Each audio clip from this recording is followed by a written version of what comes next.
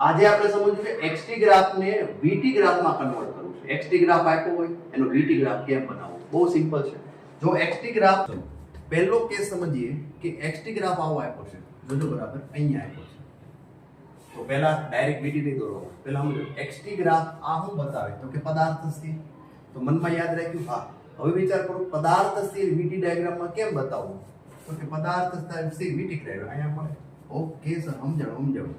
હવે બીજું લઈએ, ચલો સેકન્ડ. xt ગ્રાફની અંદર આવો આલેખ આવે સીધો.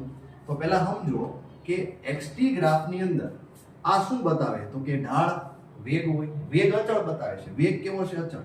તો વિચાર કરો vt ડાયાગ્રામમાં વેગ અચળ કેમ બતાવાય? તો કે વેગ અચળ આ રીતે બતાવાય. સમજાણું કે નહીં?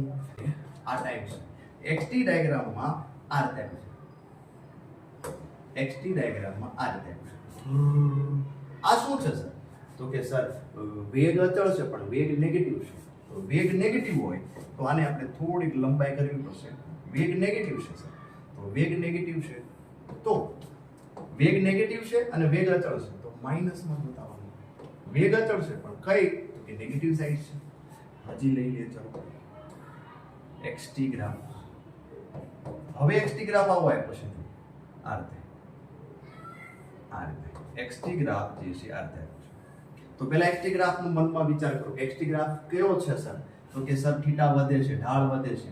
xt ગ્રાફમાં ઢાળ કોણ? તો કે વેગમાં વધારો થાય એવો આલેખ દોરો. તો વેગમાં વધારો થાય તો કે વેગમાં વધારો છે સર. યસ સર, સમજાઈ ગયું. વેગમાં વધારો થયો. તો આવા પ્રશ્નો ખૂબ જ પૂછાતા હોય છે. xt ને vt માં ફેરવો, vt ને xt માં ફેરવો. તો એક આવો ગ્રાફ છે, આવો ગ્રાફ છે. તો આવું થાય છે સર વેગમાં ઘટાડો થાય છે. તો વેગમાં ઘટાડા માટે કેવો ગ્રાફ દોરી શકાય? તો કે વેગમાં ઘટાડા માટે આવો ગ્રાફ દોરી શકાય. વેગમાં શું થાય છે? ઘટાડો થાય